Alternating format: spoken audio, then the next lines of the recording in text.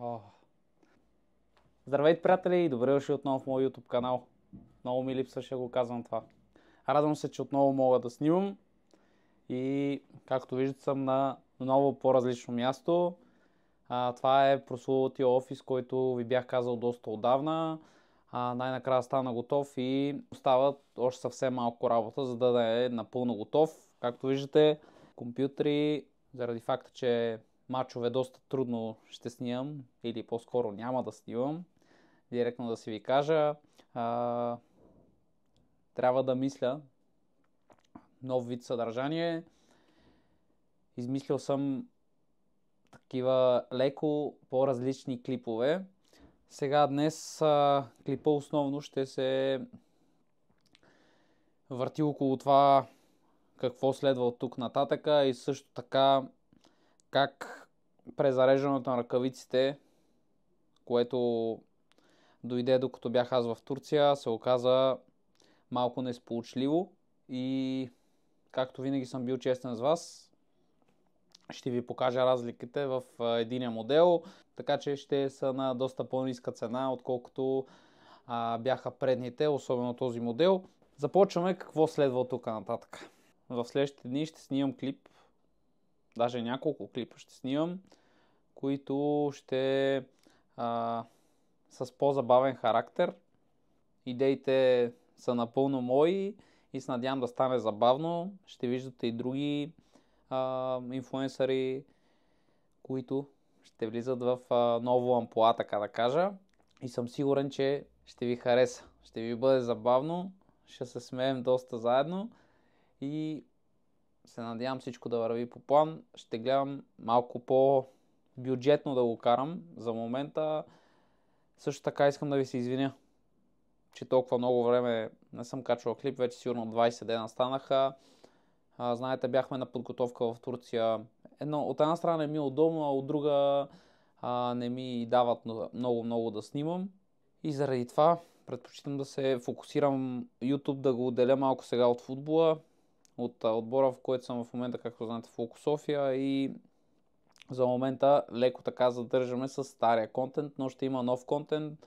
Също така мисля да правя и стримове, затова донесох компютъра от вкъщи, който вече фащаше прах от доста време. Общо взето това е, което може да очаквате. Ще си снимам сам тези клипове следващите и искам да ме разберете, че няма да е много високо качество, но микрофон имам, ще имам отново с телефона с още една-две камери, по-така бюджетни и да, не дайте очаквате някакви грандиозни неща. Също така имаме уговорено за фабрика за таланти още едно място, което не е отбор, а е специализирана школа. Ще разберете малко повече, когато му дойде времето и го заснемем. Там ще бъде вече с оператор, както си бяха всичките фабрика за таланти до момента. Така, минаваме към основното. Аз записвам ли? Записвам, викам, че съм си говорил така. Показвам ви, както знаете,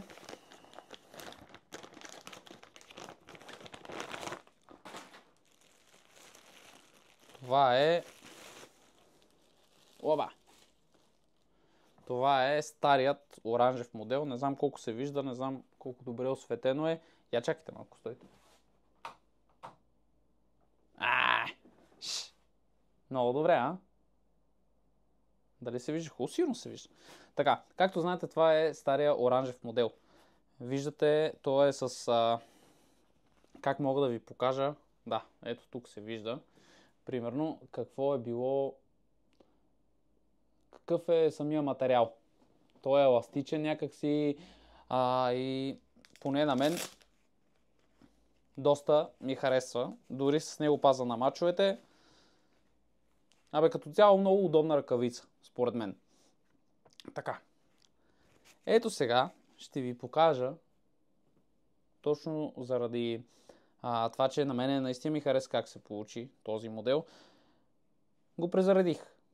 Както и белия, както и черния. Сега ще ви покажа какво дойде. Трябваше да дойде това. Така. Трябваше да дойде това. Дойде. Ето това. Вижте, има разлика и то значителна. Едната е в цвета. Категорично в цвета. Другата е в формите. Както виждате, тук са кръгчета, а тук са някакви ромбчета. Като тази ръкавица не е толкова някакси еластична, въпреки че даже е по-еластична. Всъщност това не съм го... сега го виждам. Но...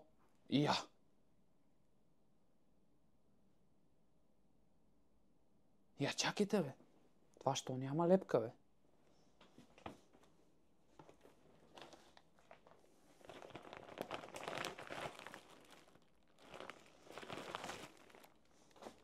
Тук има лепка.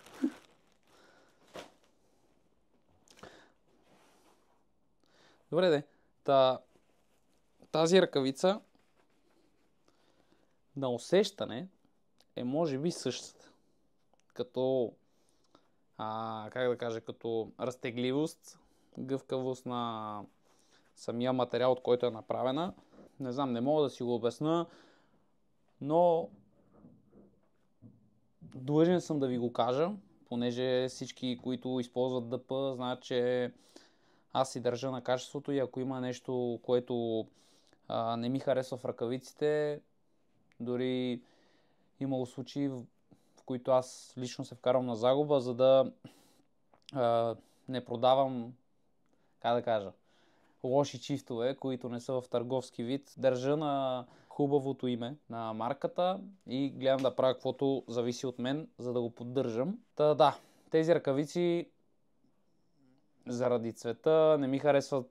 Вижте тук колко по-хубаво стои жълтото на по-светлото. Тук има разлики, но тези новите, де-факто, презаредените, ще ги намаля и то драстично. Ако някой е заинтересован, може да пише в страниците, знаете къде. Така, стига толкова за ръкавици сме си говорили. Да ви разкажа малко повече за лагера и това как премина той. Условията бяха страхотни. Хотела беше наистина много хубав и аз за първи път излизам някъде в чужбина да се подготвям така на лагер и определено останах очарован от условията, които предлагаха турския хотел и терените там. Терените бяха в супер състояние. Ходихме, играхме в Белек, ще видите кадри. Наистина доста хубав комплекс беше в Белек. Имаше 4-5 терена, наредени един друг, кой по-хубав. И бяха... личиш, че там наистина ходят топ отбори. Също така храната беше супер. Условията за сън бяха супер, за възстановяване. И имаше малко пазарче, знаете. В Турция, ако отидеш и не се пазариш, пазарене няма как да няма. Купих си една много готина буза, ще ви я покажа. Ама не ви казвам колко пари, защото ще ми се смеете. Възикам се 5 евро. За 5 евро си купих една буза, която издирвам от сумата и време на Бразилия. Като мога, ще ви я покажа. Предстоят доста несигурни. Не, че несигурни, но когато бях в Радомир, знаете, че там си знаех, че си снимам. Съдържанието ми идваше от мачовете. Всяка седмица бях се автоматизирал, така да кажа, след мача да сядам, да обработвам, да оправям нещата, но ето, че сега се промени, вие сте ми важни и не искам да ви зарязвам, без да има съдържание. Знам, че гледате с интерес, аз също го правя с голям кеф и наистина ми е удоволствие да споделям живота си с вас. Не искам почти 2 години труд да отиват на вятъра. Много ми е приятно да чета всичките ви съобщения, които ми пишете. Изключително подкрепяте и точно заради това толкова много ви уважавам и ви обичам. И за да бъде още по-така изпълнено със съдържание, кажете ми вие, според вас, какво ви се гледа, какво да стримвам, FIFA ли да е, игри ли да са някакви други. Кажете вие, насреща съм, отворен съм за всякакви предложения, така че давайте смело, сигурно тук в YouTube ще стримвам, но за график все още е рано да говорим, но ще гледам да намирам време да го правя, за да мога да имам още по-близък допир с вас. Благодаря ви, че ме подкрепяте и само заради вас го правя, защото сте страхотни. Оставете по един палец нагоре, абонирайте се за канала и коментирайте какви игри, какво да правим. Ако имате идеи за съдържание, също давайте смело долу, пишете. Наистина трябват ми сега идеи. Измислил съм няколко. Ще видите в скоро време, се надявам всичко да вече така да се завърти колелото, за да може да вървим, що годе по стария план, по един клип на седмица. Ръкавиците са на намаление, а другите, сините и черните, с тях няма проблем, така че може да си поръчате. Знаете къде е DP Gloves 12 в Instagram, DP Вратарски ръкавици в Facebook. Можете да ми пишете на личните профили. Това е. Благодаря ви, че и днес бяхте с мене. Айде! Мачка и Волко!